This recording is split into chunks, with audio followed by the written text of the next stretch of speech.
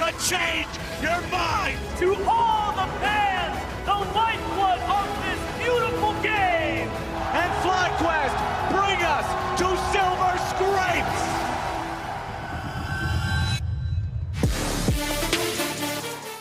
And we are back. LCS has finally been re-announced after a year of LTA. We're heading back to our original branding that we all love. Today, joined with me is going to be Justin, Davis, and Eli. We are back, baby. LCS. Yeah, it's so exciting. Makes me want to rip my shirt off like that jacked FlyQuest fan did in that little intro, man. It's such big news. Yeah, honestly, it's probably been one of the most consistent themes on this show is just hating on LTA and wishing it was LCS. So when I saw this announcement, I was just like, they're listening. Let's go. Love that. They are listening indeed. I mean, as you said, it's been a year. We had some big changes, though, that are coming with it. Or should I say, we're going back to some of our old changes. We are getting back a majority of our slots that we've had for international slots. This is probably one of the biggest talking points besides going back to that identifiable brands that we all love. But we get 3 world slots now, 2 MSI slots, and 1 for first stand. What are y'all thinking about that?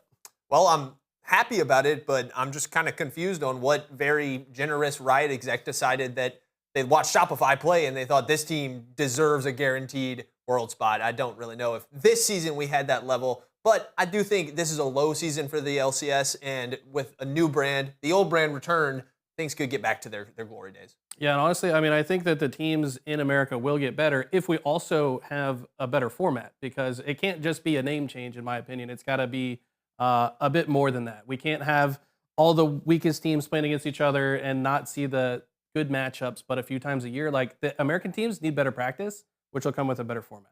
100%. And the pick and play this year, I mean, it's just like you said, we have the worst teams picking the weakest team that they can play against. So it's like, it doesn't really make sense. You want the best of the best playing each other. That's the best engagement for the fans. So excited to see where it takes us. Good to be back in the LCS. Yeah, with the removal of those cross-regional plays, we'll see more matches being implemented into the both LCS, CBLOL. So those teams will get more matches to play. Hopefully, they'll be playing the better teams. We'll see more C9 versus FlyQuest if those are the 2 good teams next year. But a big other addition is that the LLA teams, the Latin American teams, if you didn't know, are actually staying with their respective regions. So we do have like Isris is going to be staying with CBLOL. Lion will be staying with LTA North. Now the LCS, so that gets to stay there. But one thing I wanted to pick your guys' brains on is we do know that 100 Thieves is leaving. Who do you guys want to see to take that spot? I think TSM is an obvious shout. It's a team that we haven't seen. Kepley. Kepley's not on the desk, but he's probably cheering for that. It's so weird, and I'm a Halo caster. We know this. I'm casting TSM in Halo, but they're not in League. It just doesn't make sense. Like it's team solo mid. That's not a thing in Halo. Like, what are you talking about? Like, come back to League. I don't get it. Yeah, I mean, personally, I heard that Mr. Beast might be trying to throw his weight around a little bit. Maybe we see that. Biggest one I'm actually, though, if I'm being completely honest, is Citadel, which has been kind of growing and rising as a tier 2 org. Maybe if they can get the money. They made some funny tweets about how they got in and then they left 5 hours later, but it probably would be pretty cool to see them get in there. I'd like to see NRG. You know, NRG is a org that is very involved in Riot Sports. They've had a great year. They won the Rocket League World Championship. They're making a deep run at VCT Champions right now. I think we've seen them before in the LCS, and if they were to make a big comeback with the brand coming back, I think things could be awesome. And a lot of these 100 Thieves players played on that NRG roster. That's where Dopa won his championship. So I couldn't decide for me, but I'm sold on TSM as well. Yeah. And bring back the old team. Bring them all back from retirement. Dyrus, Odd. Oh, man. This old man team in a Retirement near home. airport, just bring them back as TSM. It'll be interesting to see. But the one good thing about this, though, that I think that they are keeping with this is that the promotion relegation tournaments are still happening. So right now is the start of the LTA South and the CBLOL, so whoever wins that does get to promote into the CBLOL for next year. And then, of course, we have the Skies Toast that's going to be fighting to keep their spot going into the LCS, because Toast was tweeting about that. Get into LCS, rebrand to LTA. It's not actually in LCS, and then now have to fight for LCS spot. Hopefully we can get them back. We saw them making some good runs, but of course those slots are still open. I hope that they keep the promotion relegation for at least one team despite going into the rebranding, because I still think it makes it pretty fun. Man, it would be so tragic for Toast to spend all this money and technically never getting to have owned an LCS team. You know, he had an LTA team, but not an LCS team if they get relegated. But I don't think Disguise will have issues. They look really solid. They peaked well at the end of this season. I think they should be able to handle that and keep their spot. Yeah. But we will be going over those games as they do start next week. We will see them face off. We'll have to go through and see who makes it and who doesn't make it. But speaking of games that are happening, LTA Championship did happen this weekend, though. We flew over to Texas for some of the showdown matches. We had VKS starting off against 100 Thieves first, and, well, VKS made 100 Thieves look silly. Yeah, this was a surprising one, I think. I think a lot of people, and myself included, expected 100 Thieves to make this lower bracket run all the way to the finals. But Vivo said we cannot be underestimated, and maybe the upper bracket final, they were maybe not playing their best, and they righted those wrongs against 100 Thieves, and it really showed. I think the last time on the desk, I talked about how I was not buying the 100 Thieves hype, and it showed right here. I honestly didn't think it would happen, though, in this match. Like, it was a surprise to me to see VKS rise to the occasion and play like they did. But, yeah, I mean, 100 Thieves miracle run comes to an end. Yeah, I definitely did not expect it. I thought with a week of preparation, this 100 Thieves team would be super prepared and would easily be able to handle them. I don't know if maybe the fact that they had already qualified for Worlds and some of the stakes were off kind of maybe just took a bit of that edge off things, because it did seem like this 100 Thieves team was really shining when all the pressure was on them, but they just didn't get it done. I mean, in the first couple games, they just got kind of punched in the mouth by Vivo, and I feel like when you're not able to get your feet established in the game, it's really tough. Yeah, I mean, we're seeing some of the comps that look like they should be kind of, what is in the wheelhouse for 100 Thieves. But this kind of showed last week versus Red, where they were playing some of these comps and they were just a little bit better on the team fighting than Red. So they were able to take that series. This series, VKS was a little better than in that team fighting. They really shut down River in this whole entire series. And I think that made like one of the biggest differences, because I think despite Dokla coming in and giving some of that senior presence, it was really River who stepped up during that miracle run, as you said, Davis, that really helped them out. With him shut down, they just didn't really seem to know where to go, and it kind of showed in the series. Yeah, I also want to put a little bit of blame, and more, maybe not so much blame, just responsibility on Quid. I feel like he's the superstar on this team. The mid jungle is really their driving force, but Quid should have gapped Miru in this game. But I don't know if I agree with that. Miru, obviously extremely valuable, been a great player in the LTA South for multiple teams. Whatever team this guy's on levels up. So I think that you can't underestimate Miru. Like, yeah, Quid's real good, but I don't know. I wouldn't say he should have gapped him. Yeah, well, I'm going to go ahead and 80 carry stand as I always do. Morthesius was absolutely amazing in this one. Like, I don't know what he took before it, but he was killing people left and right. Everything you want from an AD carry he was doing. Obviously, the rest of his team did play amazing, but his follow-up was just able to solidify those kills, just put a lot of pressure onto 100 Thieves. And, unfortunately for FBI, who also did play a little well despite, the games that they lost, that was just a really big factor for this VKS team. And I really liked seeing him step up to the occasion. That Yunara play in game number 4, Yes. he was really just the superstar of that game. And when you're on a champion like that, it's 32K. Once he starts getting that lead, yeah, it's so fun to watch Yunara. Once she gets ahead, she's like such a fun champion to just see like pop off and fight. She just got nerfed too. She's still just as effective. still the best. Yeah, it's pretty impressive.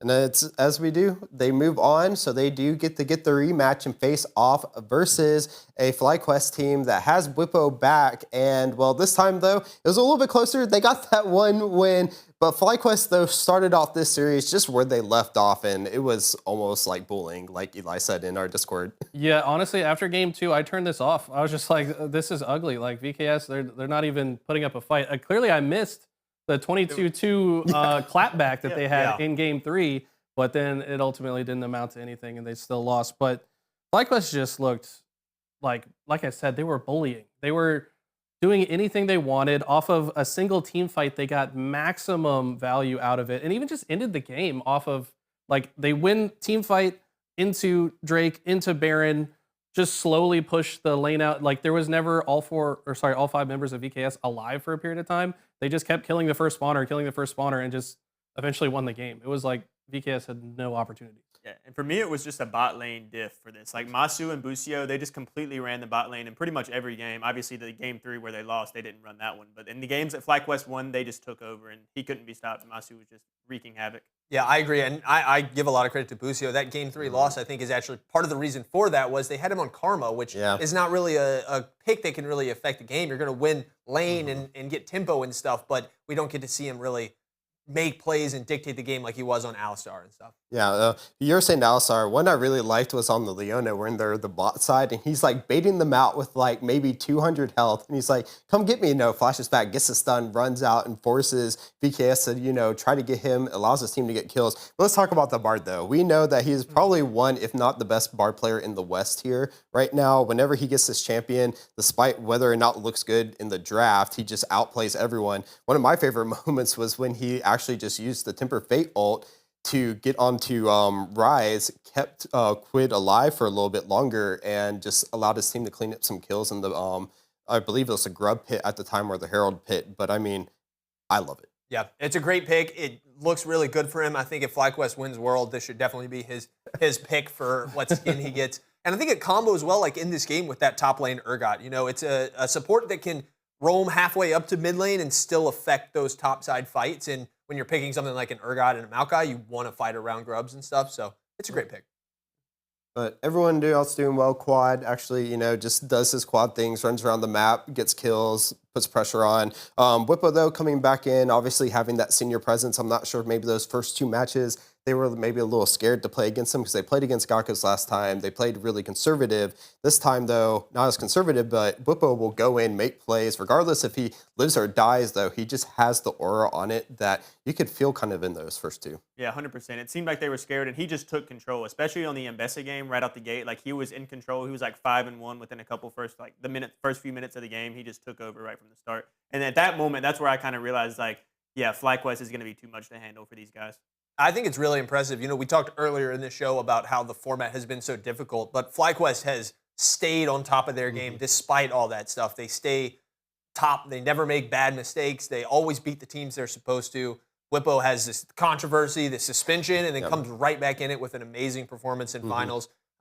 They are just an amazing team. Yeah, they are. I mean, they have the highest win rate domestically in the world right now with like 80% or something. Another stat that I saw that was crazy was at 14 minutes, if they have a gold lead, they're 40-1, which is just crazy. I mean, League is definitely a game of like playing your advantage state, but that is like absolutely maximizing it. And sometimes those aren't great leads either. So it's like they've had to build on that as the game goes on, but that's a very impressive stat. It is. We were talking about, LTA. The one good thing that I liked about the LTA was this trophy, and we got to see FlyQuest lift this trophy here. Only good thing, first and only team to get this trophy. It is a good trophy to have in your cabinet. First, only, and last. It really was a beautiful one. The pictures looked insane. It looks good in the lift right there. I mean, that's what you want to see on a big stage with lots of viewers.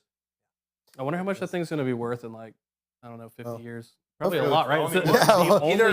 Either a lot or like $20. That's true. Either way, it's staying in the FlyQuest cabinet. At least they can say they have it. For now. We will heist it. Ooh, who knows? Hunter Thieves come in last heist, just stealing the trophy. Steal it. We couldn't win it. We couldn't win it, so we stole it. Actually, that's a fire video idea. Hunter Thieves, you guys gonna have that one for free. All right, but let's move on. So LEC. Amazing production. We'll first start off, though. We are going over to Madrid, and we are having Fnatic versus KC for that final spot at Worlds for the LEC. Fnatic coming in with Poby. KC, the first stand, runners-up. Fnatic, though, taking the win. Yeah, I mean, Fnatic, it's what, 12 Worlds appearances or something? I don't know, some crazy number. Yep. These guys just always find a way to make it to Worlds no matter what. KC disappointed me once again, which has been a just consistent thing throughout the year ever since first stand. They just have not looked like the same team. But congrats to Fnatic. They squeaked by, couldn't really touch Koi, and then Koi couldn't really touch G2. So it's like clearly some levels to the LEC right now. What a weird and terrible year for K-Corp fans. I mean, you start off, like you said, so good at first stand. Yeah. We were so high on them for all year based on their performance, and then to just fizzle out right here in Worlds. It's the double-edged sword of League esports. Your entire year can be made or broken by how you perform right before Worlds. If you don't make it, it's a terrible year. If you do, it was a great year. They kind of went full circle, though, because they did end up losing, remember, to Team Liquid in that first match, and it kind of looked like they were going to be knocked out really early. Yeah. Then they make their big run. Unfortunately here, they come towards the end, and they're just unable to make that win, get to Worlds. Fnatic, they'll move on, as you said, to go on and face off versus Carmine Court. But Fnatic, I mean, Poby has seemed to breathe a lot of life into this team. And this is one match, I think I talked about this last week, on that I really want to see Fnatic with Poby face off versus T1 and Faker, because that is the T1 Academy player that went to get his first T1 start at Fnatic. That would be a good clash. It would be. I also give a lot of credit to Oscar in this performance. He played really well in this series. I think looking forward to matches for Fnatic at Worlds, Poby versus Faker actually might be a somewhat even matchup, but I'm not that confident in Oscar versus the big boys up in the top lane from the LCK and the LPL. He plays a little passive at times, and I think he might get abused, but I could be proved wrong. He's had some good performances at Worlds. I would say Oscar, like on carry champions, has been pretty aggressive, very well aware of his limits. He started that Ambessa game like 7-0, I want to say, and was like absolutely carrying. But then you're right, then he switches to like a pretty passive like tank role like the Scion. The Gragas. Yeah, the Gragas, and he's not as impactful. And I guess to be fair, Kana is like a high quality LCK level top laner. Maybe they had issues that led to bad performance on the day, but I shouldn't take too much credit away from him. He beat a great Korean top laner. Yeah. He might beat some other ones. Yeah. You can adjust. That's what I saw.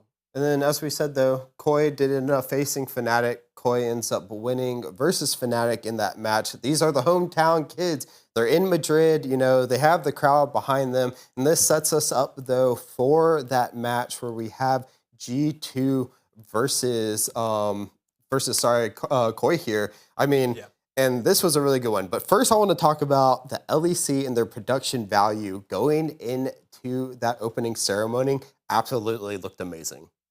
Yeah, 100%. I think we have a clip here that's going to be loaded up too. I mean, it was tremendous. Like when you look at the LTA, don't get me wrong, LTA had a good trophy and like it was cool, but like you look at these other regions, which we'll see here in a second, and it was a tremendous opening ceremony for LEC. Madrid, ¿estáis preparados?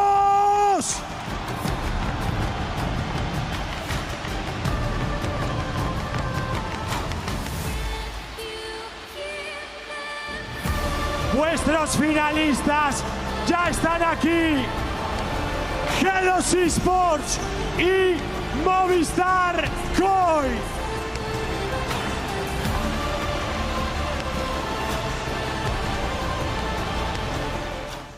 Caps all smiles, but the raised platform, the smoke off of it, you had the live drummers there having the event. It really set up for a good platform for this grand finals, but G2 kind of just went through it really quickly. G2 on top of their form since MSI, the kind of disappointing run that they had there. After that, they've just looked amazing. 100%. At the beginning of the year, this was one of those teams where you're like, what's really going on with G2? Because you know that they have a good team. And the question mark was kind of on Skumon. And I feel like Skumon through this second half of the year has really risen to the occasion.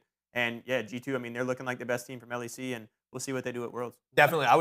I've been hypercritical of Skumon throughout this year on this podcast, and he absolutely performed in the finals, got MVP, did really good. I like the flexibility they're willing to pull out. Broken Blade played 3 weird champions, Kled, Rek'Sai, Set. Like, I mean, Bro, he's doing his own thing. Don't sleep on the Broken Blade Kled, man. I swear this guy is insane on this champion. He just doesn't die. He just like everyone tries to kill him. He just will not die. He will take the attention of 3 players in the process, and the rest of the team just falls. But I got to shout out Lebrov, too. I feel like it was you, J-Dog, earlier this year, said some choice words about him. Like, he's one of the worst supports in the LEC, and he's really stepped up as well. He's been incredible the last couple weeks. Yeah, I'm starting to realize that maybe I just make broad, generic statements about everybody, and sometimes it comes back to bite me. I do think that Lebrov, if he watched those episodes back, he might agree he was not playing at the level he was.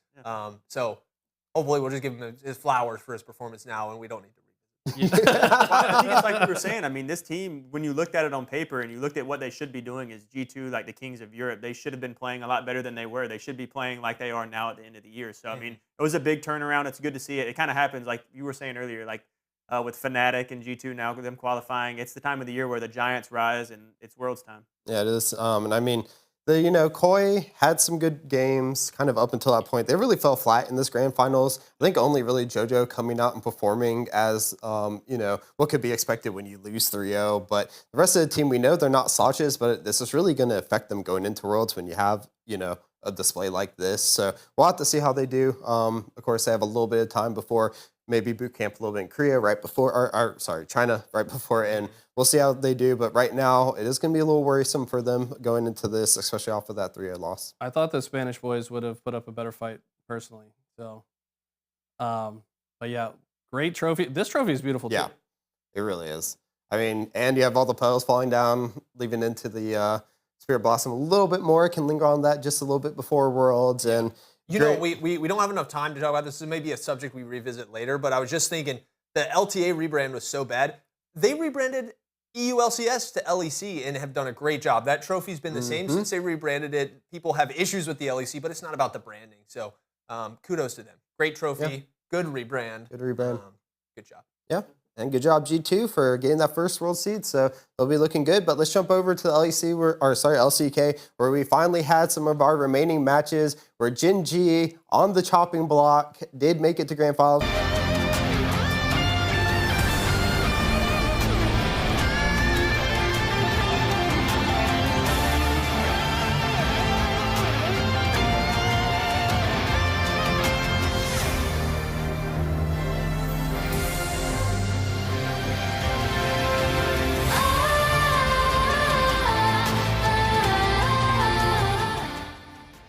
I mean, live performance from Enju.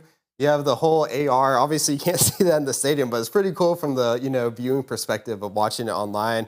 Great way to enter the team Slayer. Yeah, dude, the AR stuff was crazy. I couldn't tell what it was at first. I'm like, is that a hologram? Like, what am I looking at? But it's the augmented reality. A lot of production crews are doing it. We see it here in Charlotte at the football stadium with the Panther like clawing at the crowd and stuff. But that was such a cool use of it. Fire intro. You guys didn't know I'm actually very skilled with those fan ribbon things that those girls were dancing with. Oh, yeah? Yep. Can you recreate that for us? Yeah, not on this episode, but on Okay. the episode.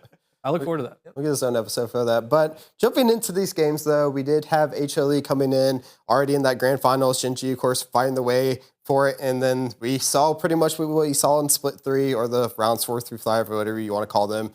Gen.G coming out on top. Yeah, this is a kind of a sad series for Peanut. Obviously, last LCK, does he have military or is that Military, why? yep. Obligate. So shout out to him. He actually had a pretty good series, I thought. He was pretty impactful. Probably not as impactful as he wanted to be in this game with the Poppy. He's typically even more impactful than he was. Oh, this is his favorite pick too. I love the peanut poppies when he would hex flash over Yeah. the wall at a Drake pit. He's got so many favorites. He's stylish on this Yeah. champion, but it was really Zeus. I think that as the numbers show here, he was popping off on the Aurora, outputting max damage in every team fight. Well, and that's one I actually talked about it last week. It's very important for the Poppy. If you get that Poppy versus Vi match, like that's a good counter pick that could really stop Canyon from being mobile and affecting the game. And like you said, he just kind of dropped the ball, wasn't able to be as effective as he could be. Canyon had his way with him in that one. So it goes. It is. I mean, Ruler, though, jumping out. As I said, his whole entire series, he did get finals MVP for a reason here.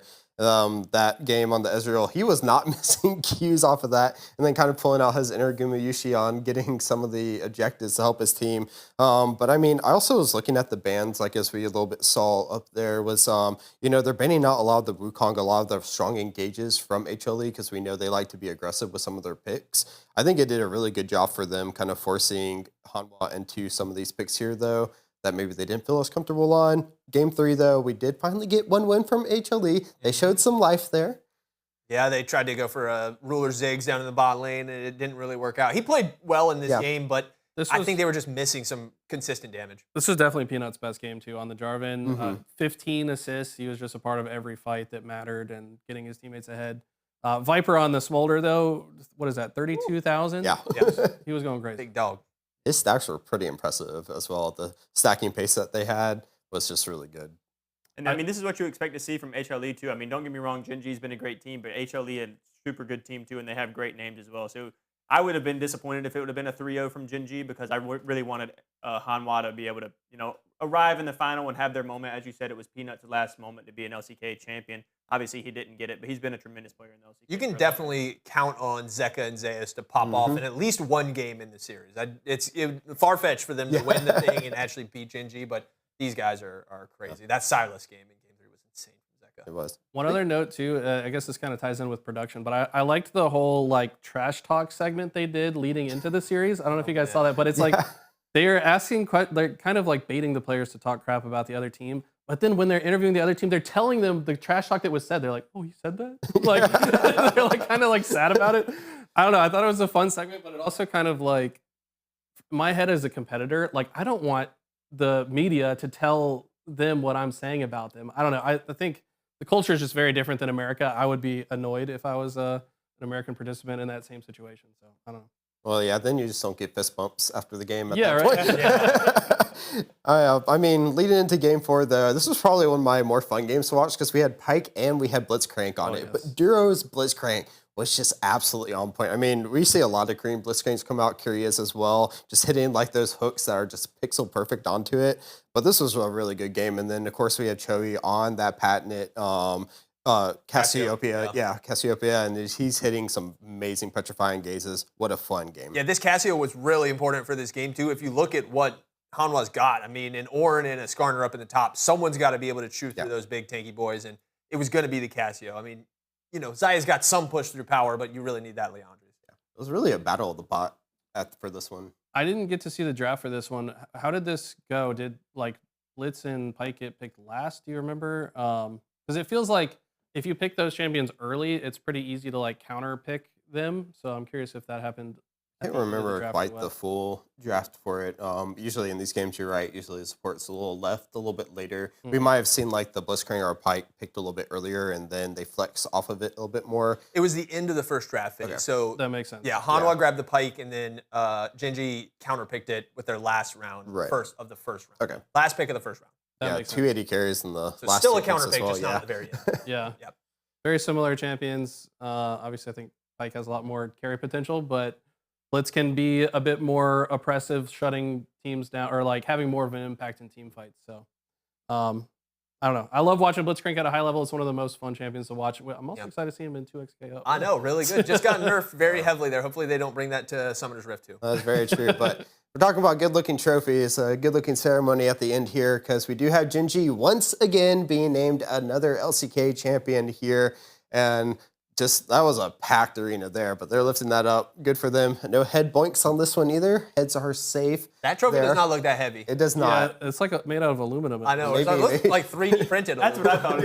It could be 3D printed. Everyone's made safe, except for that LTA trophy. Actually looked pretty heavy. Yeah. But I think it just needs shine. I'm a simple man. I just need to see a little bit of shine and some sparkle on it. Yeah, the LTA trophy, it was very bright and shiny. Yeah. Someone's job was to polish it. Yeah, for sure. But so that'll end up. So we finally have all our first seeds, all our champions coming out of all the regions. But we had one final region to talk about, and that is for the last world spot, indeed. And it is going to be the game versus JDG and IG there to see who gets that. That was an amazing series. We had some stakes put on that as well from some of the members of our pick'ems last week. If you didn't see those, you can check them out. But it would end up being IG who does take that final world spot there from JDG. They will move on, play against T1, and it was actually a really good series from IG. Yeah, it was. It was scary too. I mean, I picked IG to win, but I lost a little bit of faith in them in those matches. You know, they played a lot of tough ones in that bracket. Mm-hmm. They played a lot of the big boys, and they had to play top esports again in the first match. But they handled Gen.G pretty well. Yeah, fun fact that it's T1 versus IG in the play-in, and everyone that's not those two teams has never won Worlds. So the two teams that have won Worlds before are playing each other to see who makes it into Worlds. So, pretty crazy storyline that it works out. And the Shy and Rookie versus Faker again, like insane. For that to be the first match to kick off Worlds, it's going to be a banger. I think we're going to see some very crazy viewership spike where it's like the very beginning, it's going to go all the way up, and then it's going to go down for a while, and then it's going to go way back up for grand finals. It'll be like a big sandwich of viewership. Yeah, that's one of the most. I'm so excited about that matchup. I might have to get some pizza and watch it here in the office. Yeah, 100%. I mean, so that does set up to see who goes. And with that, I don't know if you guys saw a lot of the Worlds. We'll talk about this a little more next week. But, you know, because of this play-in match, it actually does push up whatever region wins. Their third seed actually gets pushed up to a tier 2, making their draw a little bit easier. Oh, interesting. So we'll talk about that a little more next week when we get a little bit closer to Worlds. But it was a little fun tidbit because they're doing that play-in for it. And of course, but the thing is that imagine having to be one of those teams in the top tier that does have to play against T1 or IG at the moment. Oof. Yeah, I would rather face an IG. I feel like they might melt down more likely than T1 will. No way T1 loses in the play. I mean, we do have to remember this is a T1 team that's been consistently taking Gen.G to 5 games. Despite losing a couple, they're probably the most consistent on taking Gen.G to those matches. And maybe it is just a Gen.G thing that they can get Gen.G to those 5 games and maybe they falter against some of these other teams, but you still have to think about that in terms of their relative strength. They're not really looking like a 4-seed team, so IG is really going to have to come to play. Well, the one thing that's interesting to me is the fact that, these teams haven't played this year yet. So, that kind of brings an element to surprise. Obviously, they've taken Gen.G to Game 5 a lot, but they've also played them a tremendous amount of times this year. They know what to expect out of Gen.G. They know how to counter. They know how to play. And so, with it being the first time they've matched up this year, you never know what could happen. I'm pulling for T1, but who knows? Yeah, I think if T1, it's a very weird thing, but I think if they beat IG in the play-ins, they win Worlds. That's it. I think this IG team's really good. Strong solo laners. Jungle can be kind of iffy, but their bot lane, Gala and Mako, is really, really good too. The fact that Gala is the 4th seed AD carry coming out of the LPL is so crazy, dude. It's such a legit carry. So very, very tough matchup, and whoever comes out of it, I expect to make a deep run. Oh, you heard it here first. Whoever wins that is going to win Worlds. Put their money on it. Faker becoming a 6-time world champion, and when he's already the most famous gamer on the planet, can you imagine? It is. 3 in a row would be insane. I also don't think there's a chance IG wins.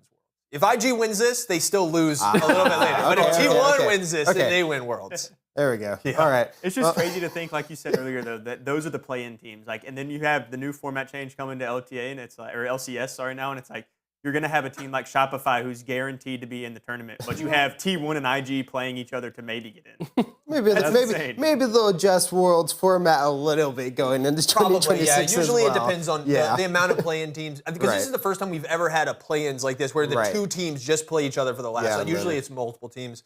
I would expect. Plus, the region that wins gets an extra slot for the following Worlds, or how does that work? It's if someone that's not LCK wins it this year, they'll get the extra slot. Okay. But they don't just keep racking them up. That'd be so funny if Faker won 5 and they had 7 slots. And it's just thanks, Faker. And then we also have the dependency on MSI, who wins that also goes on forward. So it'll be all dependent. I'm sure they'll make a lot of changes that we'll learn this time next year as it comes in. The bright side with Worlds is they've always delivered a good product. So I'm cool with it being complicated because as long as you give me something good at the end of the rainbow. And it is here next year as well, so that format's going to be pretty sick that we can go visit. Yeah, now that we finally got to Worlds, it's not complicated anymore. But everything that led up to it was what is even happening? But that was very true.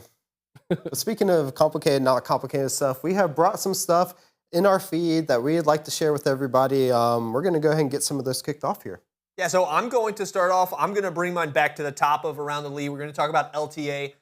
They were down in Texas for the LTA Championship, and we saw a lot on the analyst desk, a lot of, let's just say, cultural appropriation, kinda. I don't know. A lot of LA boys went country. In my opinion, I love both these guys. Raz is an awesome commentator. I'm a big fan of him on the desk. I think it was a little cringe. I don't think we need to pander to the natural audiences. I was at the Houston LTA Championship in 2021, and they did it then. I thought it was cringe then.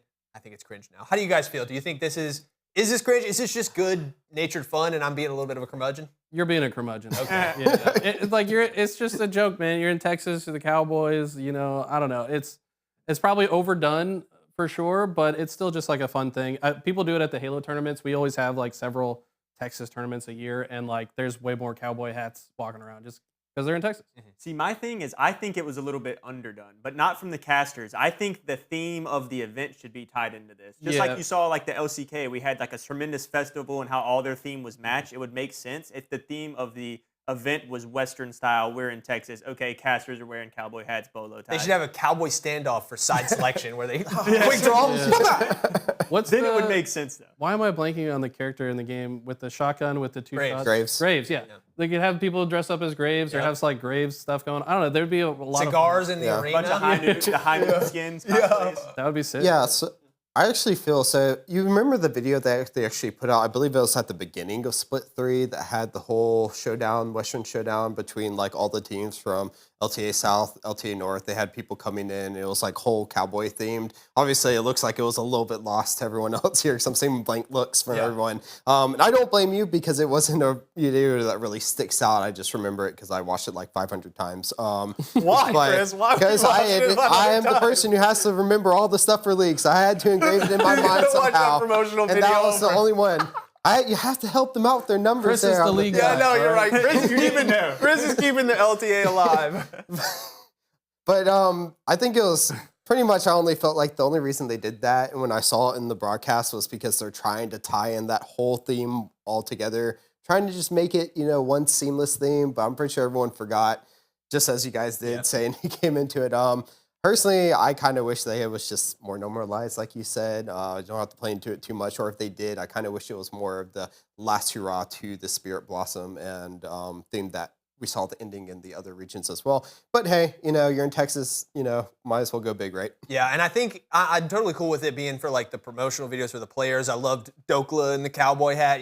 There's what's I'm missing the quote. There's the lane's not big enough for the two of us. Oh yeah. There was some hilarious quote, I missed it, but just got to keep it a little tongue in cheek. Davis, what you bring? I brought the RedBull League, the league of its own. It's back again, and I'm excited for it. It's going to be starting on November 29th.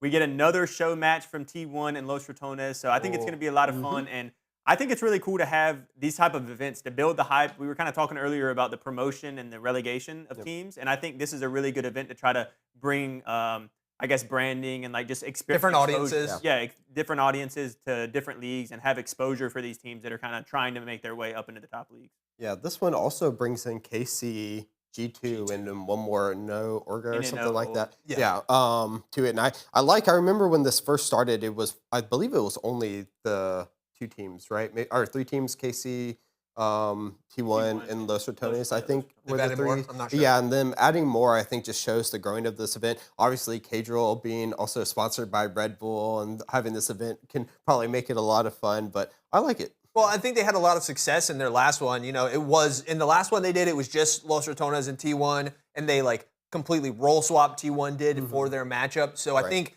bringing in both another EMEA team, 2 LEC teams, and throwing that all in there, it's going to be exciting. K-Corp fans hopefully are not that I think it's mad about the end of the season for them. I think it's good timing too. Like a little bit of a lull after Worlds, bring some more hype back in. So A lull. A lull back in Worlds, yeah. The biggest thing for me is like with RedBull, they're such a community brand and like building a brand of being together. And so I think that's really the thing that I like about it. Because you were saying like all of T1 role swapped. It's like it's not a super serious like who's going to be the best team. It's all about content. How can we make it the fun for the viewers? So great event. Okay, but I still want some. I do want to see Baus versus all the top laners there. It's always a lot of fun. It was Baus just getting destroyed by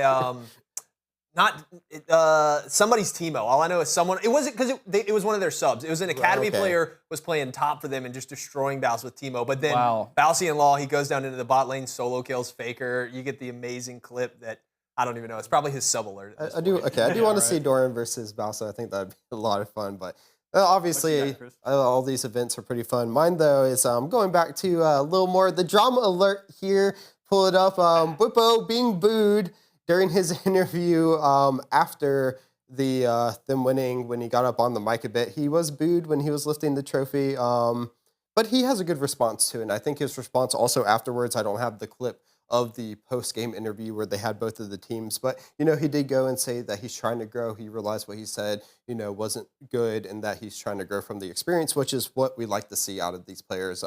He is a very good player. I hope his career continues along, because we like to see him play, but it's good he's taking these steps outside of the game as well. He should be thankful.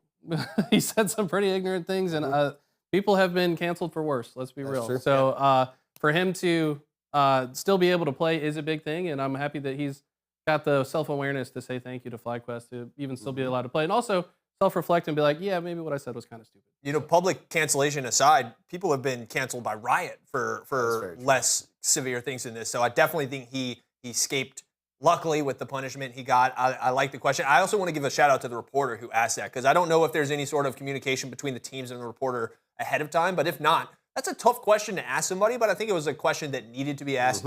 He did handle it well. The action that comes after the apology and stuff is more important to me than the apology itself, but he's making a good path. You handle it correctly, moving forward, and eventually all will be forgiven. Yeah, shout out to him. I guess we'll go to my feed next. There was a post about the viewership in the LCK actually coming in as the 3rd most watched esports tournament of all time, which is pretty insane. I mean, that 161 million? That's Yeah, crazy. 161 million. I would wager a fat chunk of that is from T1 supporters. They're probably like 80% of the viewership, low key. Well, the team just always draws eyes whenever Faker's on the screen. But everything else here is like I think there were some Dota tournaments in there. It was Mobile Legends. Mobile actually, Legends, that's right. Where the bottom 3 were Mobile Legends, and then after that, it was pretty much All just league matches. Worlds. My question, After guys, that. how many of those 161 million do you think are Chris? I think at least 2 million are Chris in the one probably. night before it. No, but very respectable numbers too. I mean, we give a lot of credit to T1 and the viewers. T1 not even in the grand finals. So, I think the T1 fans have shown that they will continue supporting the LCK even when the team's been eliminated. So respect to them. Because not a lot of teams do that. Sometimes your big moneymaker gets eliminated and people just tune out. I think it's also obvious that the rest of the world is watching too because they're studying. This is literally the highest level of League of Legends ever witnessed.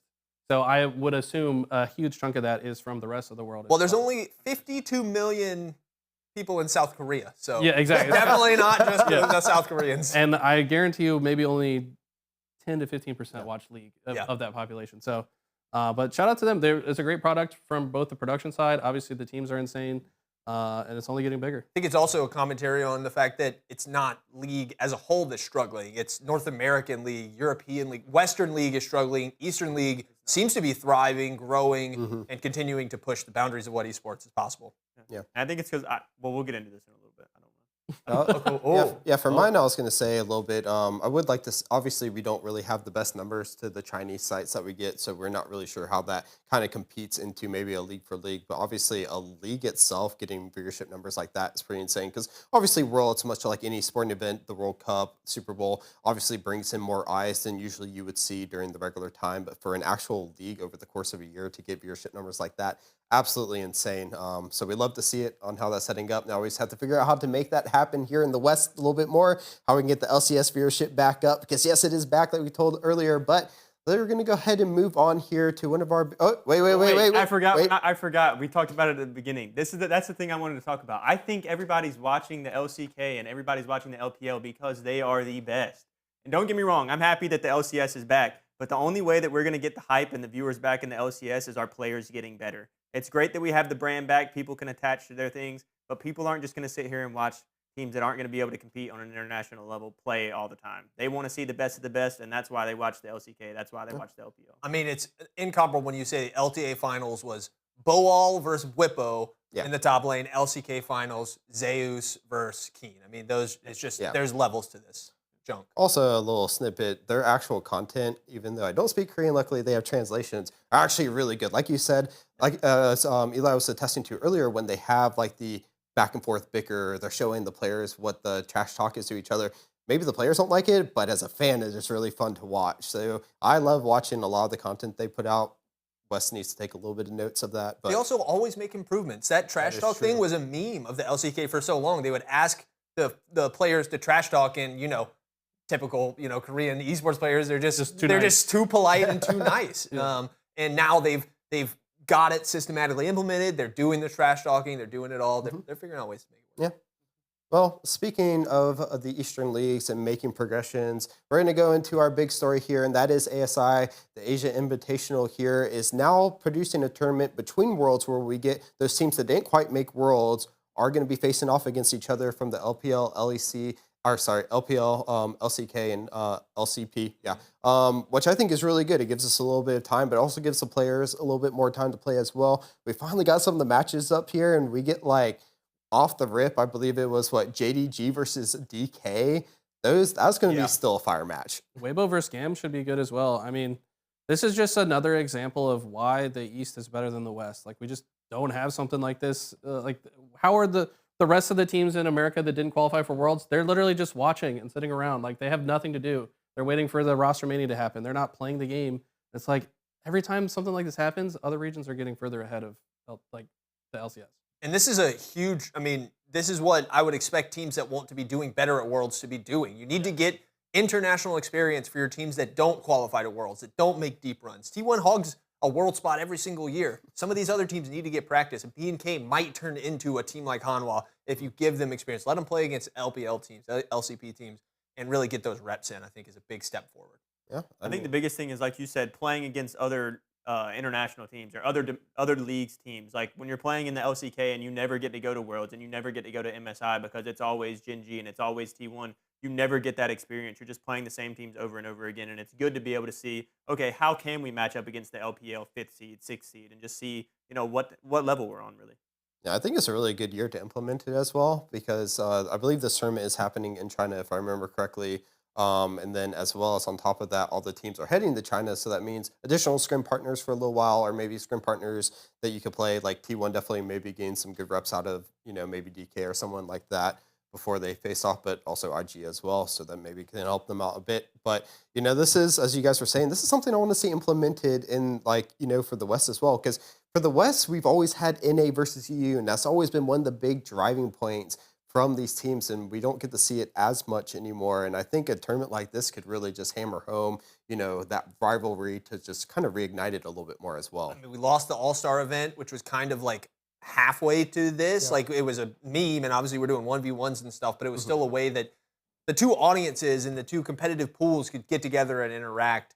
I think that if we do what we've been doing and we take a look at how the LCK and the LPL are running things and we try to copy it a little bit, it will be a good change. Let the teams from all these regions, CB LOL, LCS, LEC, get together and play each other. Just got to find the time for it and really make it work. It does seem like these Eastern teams are more committed. Their players are playing through the offseason. They're not blowing their rosters up every offseason, and they have a little bit more availability. Yeah, timing's a big thing for sure. I think this is very well timed as well. It's like between, leading up to Worlds, the last day of ASI is going to be Worlds. And it's, I think, also in China, if I'm not mistaken. So it's probably a little bit easier since they're already close anyway. So, yeah. Can we get something like that in the LCS? Dude, imagine, we would have had C9 versus KC this year. That's probably one of the matches. That would be a banger That match. would have been a banger match. Yeah, that would have been, really cool. Red Canids obviously would probably get to go as well. Maybe Furia. showcase Furia. Loud. We're missing a Teams that lot. Honestly, I was so a lot of the LTA matches didn't live up to my experience this weekend, but I forgot how many good teams actually didn't make it. So there would have been a bunch of good teams in that. Yeah, would have loved to see Griffith again on Loud, but So it actually is online, but obviously not too Oh, bad it's gonna be between it. played- So it is, yeah. So whole rechecked, it thing is is going to be online? online. Yeah, but it the does ping look like difference it. between China and Yes. Korea is usually not bad. I would not be surprised if some of these teams, make Relocate. the trip somewhere just to Lower get ping. lower ping or something. They figure Yep. out what server is going to be force played on and just travel for that. yeah. Yeah, Seems usually reasonable. during this time as well, some teams, even if they're not really going to make a lot of roster changes, might just go boot camp a little bit over there anyways. It's like a post thing to their season. So maybe that will happen a little bit. You never know. But it's pretty cool that it's happening. So you heard it here. We're glad you rebranded to LCS and back to CB Law as well. Now give us some international, tournaments as well, postseason a little bit for some of those teams that didn't make it. We'd love to see it over here in the West. Put it over in EU, get Los Ratones in that mix up. Who do you guys got winning ASI though? You have any favorites? Ooh. Damn on DK. I'm going to give it to Or DK. I think Showmaker will probably run it. I think that's a safe DK bet. is a good shout. Are we? Yeah. I think Gam might have an Yeah, me outside too. chance. It doesn't seem like the craziest pick for someone. No. I was gonna say Weibo. I'm gonna pick Weibo. Weibo's really good. Yeah, so, I don't know. We'll see. They did play a lot of good teams in the season. Like that's one of the differences between if we're looking at the LPL teams in this and the LCK teams. The LCK had their were they Nirvana or Ascension or something, but they split their top teams from their bottom teams, and the LPL was competing back and forth. We saw Weibo upset anyone's Legends. Yeah. And that's an amazing team. So if they could pull that off, they could probably pull the win off here. Yeah, we'll have to see. But as we said, that's heading up to Worlds. So we're going to be starting to get our mindset headed towards Worlds as well. But that's going to wrap it up Wait, for today. Chris, nope. forgot. We missed it earlier, Oh, we but we did forget got it. to talk about He's bringing it back. He's fantasy. keeping Of course, me on he point wants to here. talk Final about it. week happened, and it was the dog Hey. pound finishing on top, baby. Let's go. That is true. Dog Pound, I, though, won week 10. I got top in week 10, Let's actually. go. Great job, Chris. Great job. That's fine. Did you And have a I couple of didn't- Vivo players or what? No, actually, I only had Didn't you have some weird? He had some weird system glitch work from. Explain it, Chris. what happened? so yeah, this is actually pretty funny. So We got the congratulations, overall Dog standings Pound, here, and I yeah. did not. Tumbleweed got last, so I think that See means you he later. has to do I like the how you caster skipped menu, over the right? whole middle and just called out Kepley for being Yeah, last. he's not here. We can That's call what's him out most for important, this. first and last. Yeah, first and last. But yeah, so actually the way, so I checked it, and supposedly if you had put in one of the substitute players, such as Gakos or Scrambler, Yeah. Yeah, Scrambler. Scrambler. I love Yeah, Scrambler. Scrambler. I'm stopped correcting sorry. you guys on Scrambler. But if you actually put one of those players in, they actually substituted the player who was actually playing in the match, but then you got like minus 10 points or something like that. So putting in Gakos, I actually got Bwipo put it in. Yep. No, but you guys as well. Yep. You guys who put him Scamper in as the dot for Evo. Cheated and lost. And it wasn't as bad, but I mean, I think my biggest points came from Ayla. I had mostly the 100 Thieves, so I was kind of sad at first. Then I won, and I was like, Somehow Ayla snuck in good points yeah, he in a 19 terrible loss. points. I think he had like 19 some of points the in a- highest points. It was, That's you know, insane. I yeah. get it. Well, support get points from like vision Assists score and stuff. Yeah. Like, as long as you don't have one of those All-Star games where you're like, or a Davis Thresh game where you're 0-14. Oh no! Then I was you're calling probably out my still boy. Hey, it was a The terrible game. stray is crazy. terrible game. I started thinking of a hypothetical All-Star game, but I could only think of an actual Thresh game that Davis played. Nah, bad, my the stray is crazy. Oh, man. Now we're gonna run the that's bot it. lane after this. It was fun. But that means, who is it? Into Epley fantasy. has to do the caster minion? Caster Minion. Caster minion on Something. our next one? Yeah. He will probably hire a lawyer we'll to make him do contest this something. in the court of law, but Yeah. we'll get him. We'll get him for sure. But that's going to wrap it up. This time it's actually going to wrap it up. We will see you next time for another episode of Queued Up on the Rift. Take care, everybody. Bye.